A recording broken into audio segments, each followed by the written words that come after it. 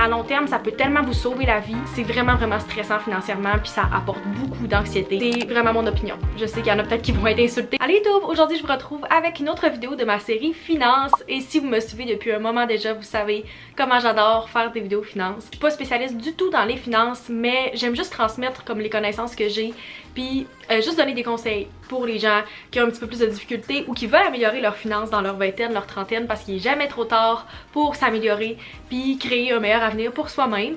Fait qu'aujourd'hui, on va jaser de 10 autres erreurs financières à ne pas faire dans sa vingtaine. J'ai fait une première vidéo avec 10 erreurs financières à ne pas faire dans sa vingtaine au début de l'année 2021.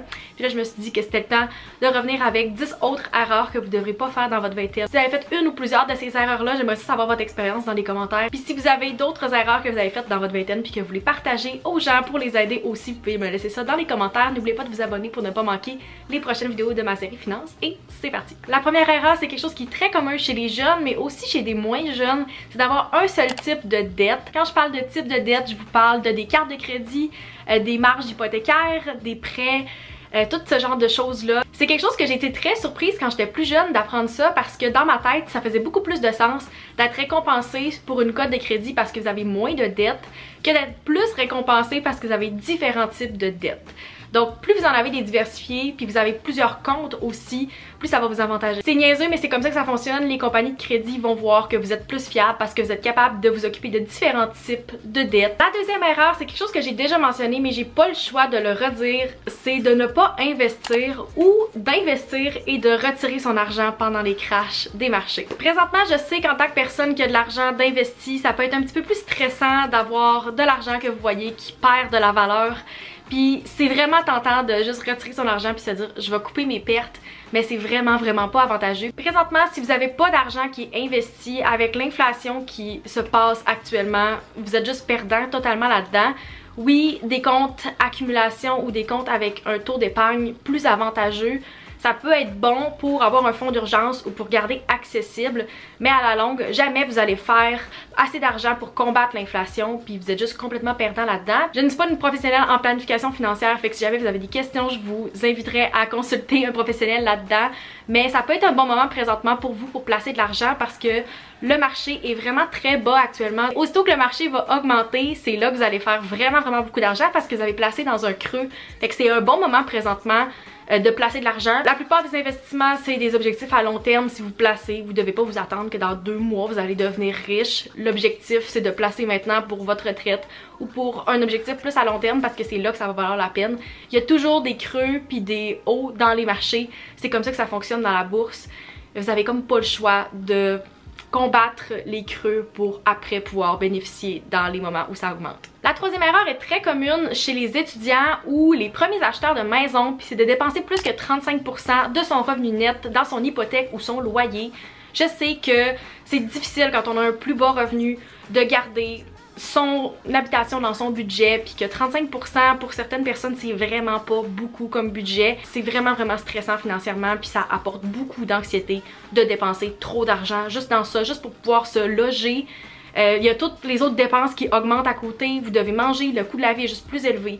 Puis si vous le faites plus qu'un certain nombre de temps, ça va juste être très stressant pour vous. Fait que si vous êtes capable, essayez de trouver quelque chose qui est plus dans vos moyens ou de diviser ce montant-là avec quelqu'un en ayant un coloc ou quelqu'un qui habite avec vous. La quatrième erreur, c'est quelque chose qui m'a vraiment surpris et une erreur que j'ai faite aussi dans le début de ma vingtaine et même depuis mes 18 ans, c'est de mal utiliser son crédit. Quand j'ai eu une carte de crédit, je m'étais beaucoup informée puis j'étais au courant que d'utiliser plus que 30% de son crédit disponible, c'était très négatif puis que ça allait affecter ma cote de crédit. Mais quelque chose que j'étais pas au courant, puis peut-être que vous n'étiez pas au courant non plus, ça peut sembler logique, mais si vous utilisez 0% de votre crédit, ça peut beaucoup vous affecter aussi. L'idéal, si vous pouvez, c'est d'utiliser entre 1 et 30% de votre crédit disponible. C'est là le sweet spot et qui va avantager votre crédit. Moi, j'utilisais 0 puis je remboursais tout le temps toute ma carte de crédit. Maintenant, je regarde stratégiquement ces dates-là. Par exemple, mon rapport est créé le 5. Je vais rembourser 95% ou 99% de ma carte juste avant que le rapport soit créé le 5.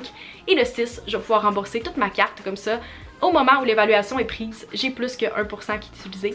Donc ça me désavantage pas. Qu'est-ce que ça faisait avant? Je voyais que ma cote baissait à certains moments quand j'avais tout remboursé et quand il restait un petit montant sur ma carte, c'est là que mon crédit était le meilleur. Puis j'ai cherché pendant longtemps puis je comprenais pas pourquoi. C'est quand même à préciser que vous devez payer votre balance en entier à tous les mois si vous voulez pas payer d'intérêt. C'est vraiment la date où vous payez votre carte qui est la plus avantageuse. Moi je préfère payer ma carte quelques fois par semaine. Pas à toutes mes dépenses, mais quelques fois parce que c'est comme ça que je me sens le plus confortable. Mais si vous voulez payer en une fois juste avant la date que votre balance est due, vous pouvez le faire aussi. Et parlant de carte de crédit, je voulais remercier Neo Financial de sponsoriser cette vidéo. Ça fait déjà plus que 6 mois que j'utilise ma carte Neo et ça m'a permis de recevoir des dizaines de dollars en retour sur mes achats seulement avec les récompenses Neo. Je trouvais que c'est important de vous parler de la carte Neo aujourd'hui parce que c'est une carte qui est vraiment adaptée aux gens dans leur vingtaine. C'est une carte qui vous permet d'avoir de 1 à 10% de retour sur tous vos achats faits avec votre carte. Vous avez un minimum garanti de 1%. Donc tant qu'à faire des dépenses dans votre vingtaine, si vous êtes aux études, si vous avez beaucoup de dépenses comme pas mal toutes les gens dans leur vingtaine, c'est vraiment plus avantageux d'utiliser une carte comme celle-là plutôt que n'importe quelle autre carte parce que au moins en dépensant, vous avez ces récompenses-là. C'est vraiment le fun d'avoir de l'argent de plus que vous pouvez vous gâter après ou l'investir, c'est à vous de choisir qu'est-ce que vous faites avec. Mais plus je peux économiser de l'argent dans ma vingtaine en tant que nouvelle travailleur à temps plein, plus je vais le prendre. J'aime vraiment la carte Neo, mais surtout l'application Neo parce qu'en temps réel, vous pouvez suivre toutes vos dépenses et ça les catégorise directement. Fait que si vous n'êtes pas trop du genre à faire un budget, vous pouvez directement tout suivre vos dépenses à la même place et voir vos récompenses à mesure. Si vous êtes intéressé, je vais vous laisser mon code juste ici et dans la description, puis vous allez recevoir 25$ dès que vous ouvrez votre compte Neo. Donc un gros merci à Neo d'avoir sponsorisé cette vidéo et de travailler avec moi aujourd'hui. La 5e erreur que je vois beaucoup de gens faire à mon âge, c'est de toujours se fier sur les services de livraison pour se faire livrer de la bouffe au lieu d'aller la chercher directement au restaurant ou de faire livrer directement avec le restaurant en tant que tel. On paye 25 à 30% plus cher à chaque fois qu'on utilise ces services-là. C'est le fun de se gâter de temps en temps, mais si vous êtes on a budget puis que vous voulez un petit peu sauver de l'argent puis vous voulez vous gâter une fois de temps en temps, essayez de réduire ces dépenses-là, ça va vraiment paraître dans votre budget. La 6e erreur, c'est de ne pas avoir d'assurance. Puis je sais que c'est vraiment plate de payer à chaque mois un montant pour assurer quelque chose. Je le fais aussi, mais ça peut vous permettre d'épargner vraiment beaucoup d'argent à long terme. Si vous êtes locataire présentement puis vous n'avez pas d'assurance habitation, qu'est-ce que vous faites? Je sais, pour moi, dans mon building, c'était obligatoire. C'est peut-être pas quelque chose que j'aurais pensé directement, puis plein de gens qui sont juste même pas au courant qu'on peut avoir une assurance quand on est locataire et non propriétaire. Mais moi, vu qu'ils me l'ont mis obligatoire, je suis vraiment contente de l'avoir. Je sais que s'il arrive quelque chose éventuellement, je vais pouvoir réclamer l'argent de mes biens puis pas me ramasser dans la rue à devoir tout repayer de mes poches. On en voit tellement souvent des familles qui avaient juste pas d'assurance, qui se ramassent à la rue, ils ont plus rien parce qu'ils ont pas payé pour un petit montant pour une assurance. Quand vous êtes locataire, ça vous coûte vraiment pas si cher que ça. Je vous le dis, c'est un petit montant qui est plate à payer, mais à long terme, ça peut tellement vous sauver la vie. La 7e erreur, selon moi, c'est de négliger ses impôts. Je travaille avec un planificateur financier / un comptable à chaque année pour mes impôts, même si j'ai pas un dossier super compliqué, parce que je sais qu'à long terme, je suis toujours gagnante, même à court terme. Oui, je paye un montant pour faire mes impôts, premièrement parce que je sauve ce temps-là et de le faire de mon côté, et deuxièmement parce qu'ils peuvent toujours me ramener des crédits d'impôts ou des avantages que moi j'aurais pas été capable d'avoir de mon côté. Si vous n'avez pas de connaissances en fiscalité, ça va être peut-être plus compliqué pour vous de faire vos impôts. Dans les dernières années, j'ai vraiment été chanceuse parce qu'en tant qu'étudiante, souvent je payais plus d'impôts que qu'est-ce que je devais. Donc j'avais un petit retour où j'en payais vraiment pas un gros montant. Mais maintenant que je suis travailleur à temps plein, je me garde un peu d'argent de côté comme ça. Au mois d'avril, quand l'impôt va arriver, si j'ai un montant à rembourser, je serai pas dans marde. Puis je chercherai pas, puis je devrais pas fouiller vraiment loin pour trouver cet argent-là. Je vais l'avoir à côté, puis ça va être beaucoup plus simple pour moi de le rembourser à ce moment-là. Numéro 8, je sais que ça va être controversé, mais selon moi, faire des études inutiles, c'est une erreur financière. Je m'explique.